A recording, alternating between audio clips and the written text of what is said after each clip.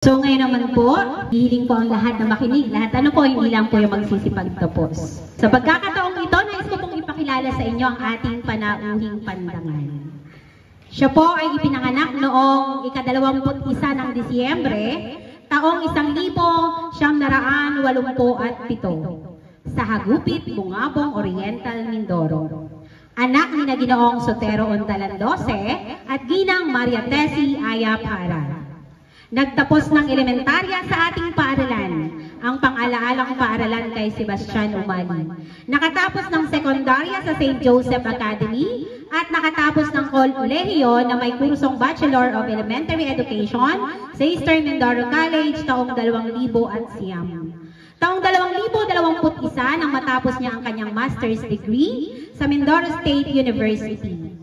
Nagsimula bilang isang call center agent noong 2011-2022. Naging kinder teacher sa Eastern Mindoro College taong 2012 and 2014. Naging administrative staff ng Mayor's Office, LGU Bungabong taong 2014 at naging permanenteng guro taong 2015. Sa kasalukuyan, siya po ay Teacher 3 ng Magdalena Umali Suyon Memorial Elementary School. Palakpakan po natin ang anak ng Hagupit, Ma'am Ana Marisa B. Ellis. Thank you so much, Ma'am, sa napakagandang pagpapakilala, anak ng Hagupit. Today is truly a special day not only for our dear graduates, but also for each parent. Congratulations po, and good luck.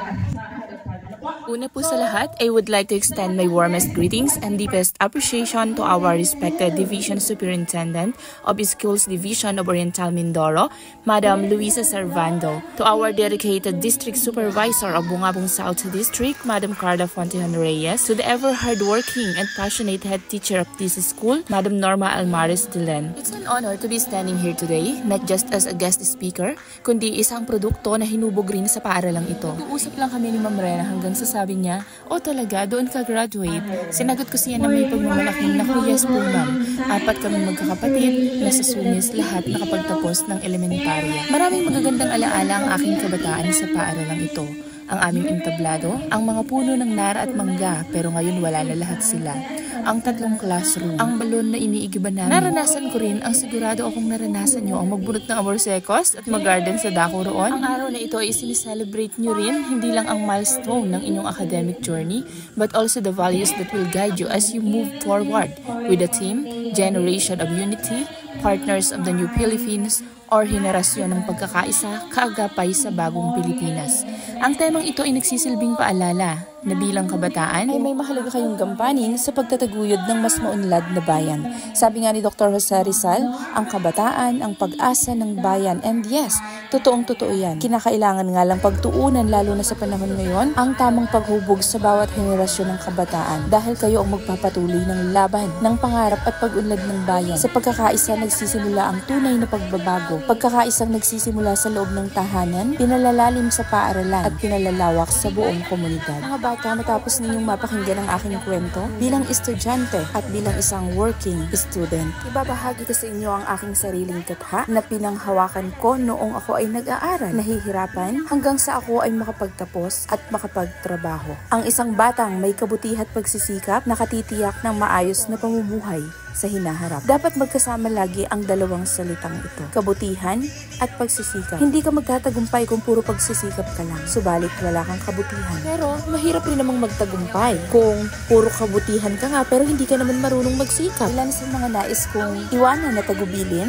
ay ang sumusunod. Una, piliin ninyo ang inyong mga sasamahan, pakikisamahan, magiging kabarkada at kaibigan. Sana ay ang mga tao na nasa paligid ninyo ay maging susi kung paano kayo mas magtatagumpay sa buhay. Next, use gadgets wisely. And third, huwag kayong susuko. Mas madaming opportunity once na may diploma na kayo. And ito, alam ko maraming makaka-relate sa inyo dito. Sana, hanggat kaya at kung po pwede, iprioridad ninyo ang inyong pag-aaral, ang inyong tagumpay. Hanggat maaari, huwag muna kayong makipagrelasyon habang maaga pa. Sapagkat ito ay pwede maging dahilan para hindi ninyo makuha ang tagumpay na inyong inaasahan. Graduates, always remember to respect your elders and listen to your parents' advice. There is nothing wrong with following what they say, especially while you're still young, because everything they do and tell you is for your own good and for your future. Kayo ang pag-asa ng inyong sarili, pamilya, at pwedeng ng ating bayan. Kayo ang ilaw ng kinabukasan. At kung kayo ay mananatiling mabuti, matapat sa kapwa, masikap, mapagmahal sa magulang, sa pamilya, at malapit sa Panginoon, siguradong makakamit ninyo ang inyong pangarap at magiging matagumpay rin kayo balang araw.